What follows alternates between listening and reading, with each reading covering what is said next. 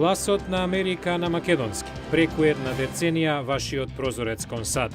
А сега, директно од студиото во Вашингтон, Добро вечер. Го гледате ТВ журналот News Flash на Гласот на Америка на македонски јазик, а јас сум Лилица Китановска.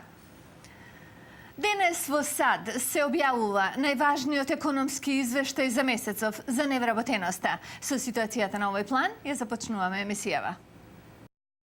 Стапката на невработеност во Соединетите Американски држави во март паднала на најниско ниво за последниве 2 години. Петочниот извештај од одделот за труд вели дека невработеноста сега е 8,8%, што е 0,1 од процентот помалку од претходниот месец и цел процент пониска од ноември. Економијата добила 216.000 работни места, најмногу во приватниот сектор, што ги надоместило изгубените работни места во владата. А од другите вести.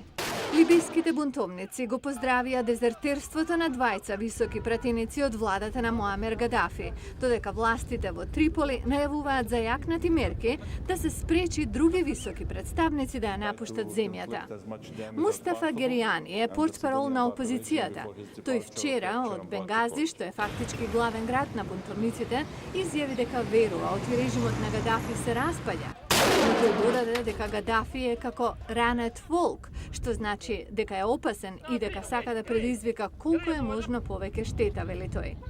Али Абдел Салам Треки, поранешен министер за надворешни работи и председател на Генералното собрание на Обединетите нации, вчера ја објави одлуката да ја напушти владата на Гадафи на неколку опозициони веб страници и пребегал во Египет. Заминувањето на Треки доаѓа поона на Муса Куса, министерот за надворешни работи, кој бил близок соработник на Гадафи. Тој е оној што соопшти дека владата објавува примирие, што излезе дека не е точно. Советодавно тело на американската влада реагира по наоѓањето на врската меѓу вештачките бои во храната и хиперактивноста на децата, велејќи дека се потребни повеќе студии за потврдување на таа врска. Ова тело вели дека нема доволно докази за забрана, како што бараат некои групи на консументи. Тие велат дека нема место за боја во храна за децата, зашто таа не служи за никаква друга намена, освен што предизвикува хиперактивност и проблеми со вниманието кај децата. Амбасадата на Македонија во Вашингтон беше горд домаќин и организатор на вечер со македонскиот поет Никола Маџиров. Поводот е неговата нова книга «Остаток од друг век», издадена во Њу Јорк. А за останатото ќе ни каже Јане Бојаджиевски во извештајот што сега ќе го видите.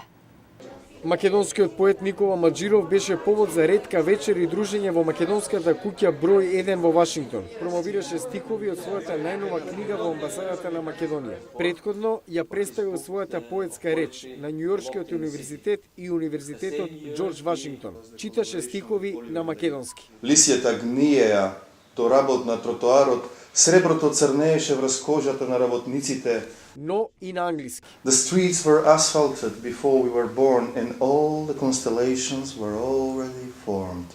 Поезијата според Маџиров придонесува за лоцирање на македонскиот на мапата на светски јазици. Зборувајќи за големи и мали, за самите се воведуваме во една клаустрофобична ситуација. Поезијата не трпи големи и мали. Поезијата трпи сензибилитети, слични или различни. Амбасадорот на Република Македонија во Вашингтон Зоран Њолевски ги наведува причините да организира настан со ваква содржина. Оваа година славиме 20 години од основата на Република Македонија и амбасадата на Република Македонија во Вашингтон ќе организира серија на настани, ова е првиот од серијата настани за културно представување на Република Македонија. Македонскиот поет Никола Маџиров го продолжува престојот во Соединетите Американски држави со поетски читања, но и промоција на неговата најнова книга на неколку универзитети. Јане Бојаджиевски, Глас на Америка на македонски, Вашингтон.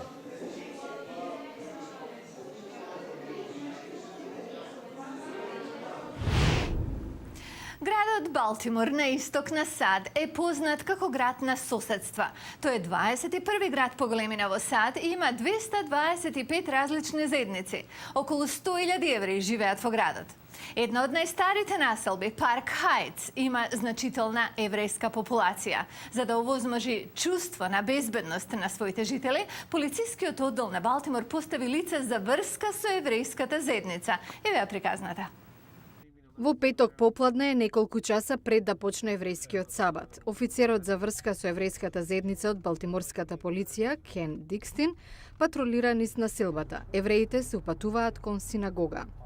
Најголем дел од православните евреи стрикно го следат еврејскиот закон, а тоа значи не возат на сабат. Дикстин се грижи за безбедноста на пешаците. Нивниот сабат почнува во петок по залезот на сонцето и трае до заоѓањето на сонцето во сабота. Има многу пешаци. Заедницата на евреите во Балтимор е тесно поврзана и добро организирана. Имаат сопствени социјални служби, вклучувајќи и брза помош. Нил Шектер ја води локалната граѓанска патрола. Тој вака зборува за улогата на Дикстин. Не треба да му се објаснува ништо, тој разбира што е потребно, а тоа многу помага. Дикстин пораснал во еврејска населба во Балтимор, зборува хибру и јидиш, комбинација од германски и хибру, како што некогаш зборувале источноевропските евреи. Татко му бил рабин. Оваа заедница датира од доцните 1700 години.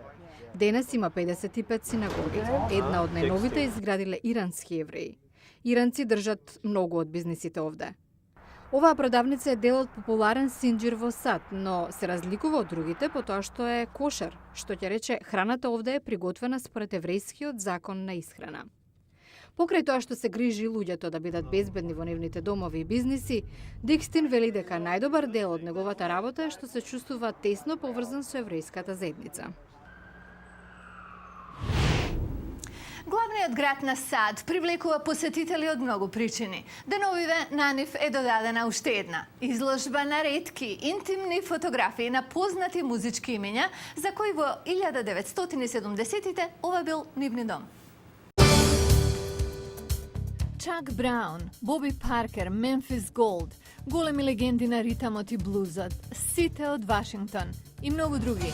Гледате за ова во понеделник во Newsflash. Ова беше Newsflash на Гласот на Америка на македонски јазик. Јас сум Лилица Китановска. Поздрав од Вашингтон, до гледање до понеделник.